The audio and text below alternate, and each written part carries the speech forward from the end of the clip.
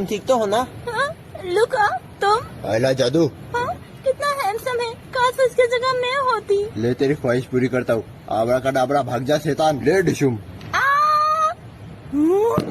नीले गोटे ले डिशुम।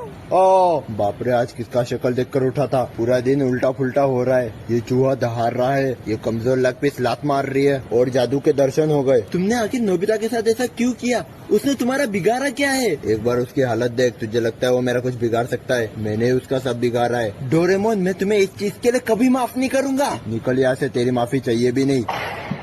और नोबिता तू बस घर पे मिल, तेरा तो कबाब बनाता हूँ।